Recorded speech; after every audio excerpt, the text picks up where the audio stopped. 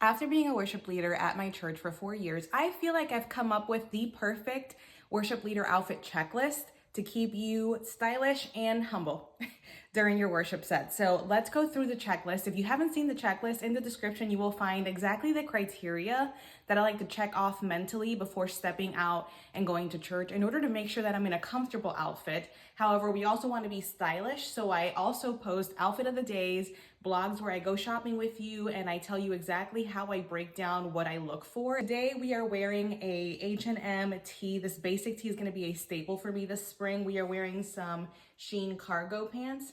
And then this cardigan, I got like at a Ross years and years ago, but it's one of those cardigans that's very light so I can layer still during the spring just because I feel like layering is definitely one of my biggest style trends. I love to have vests, cardigans, blazers, jackets, things that just kind of help me stay covered because again, I get very sweaty in this area and that's one of my biggest insecurities, so we just kind of cover up. But this is super light. And then I've got my Shein jewelry on today, my wedding band, and I've got a little pearl accent to just kind of go with the white.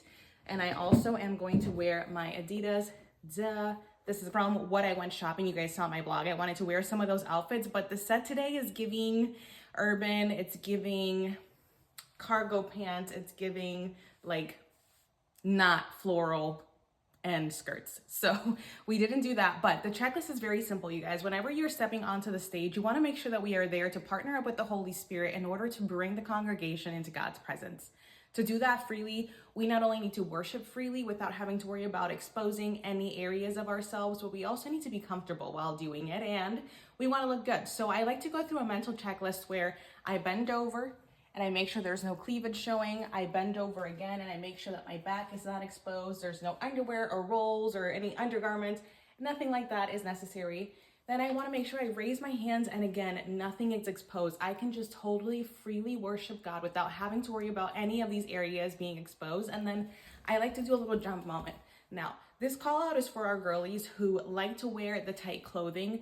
I also avoid wearing tight clothing. I will have something underneath like a bodysuit in order to keep me tight and right, just because I don't like the girls jumping around too much. I don't like bulge exposing. Same thing goes with the underwear and things kind of showing. I know that that might not be a weakness for you, but you don't know who's out in the congregation and what they're struggling with. So we have to, again, take ourselves through this mental checklist and just say, okay, God, I don't want to be a stumbling block to anyone. I want to look good, but most importantly, I don't want to distract anyone from your presence. So we need to keep it real with ourselves and use the worship leader outfit checklist. I hope that this was helpful here for you guys. Click the link in my bio. The LTK link will have all of the outfit details, most of the outfit details. If there's something that you're looking for that you can't find, feel free to comment down below and then let me know what more you want to see on this worship leader outfit checklist. I will always go through the same checklist, but add a few little nuggets here and there just so that you guys understand where I'm coming from.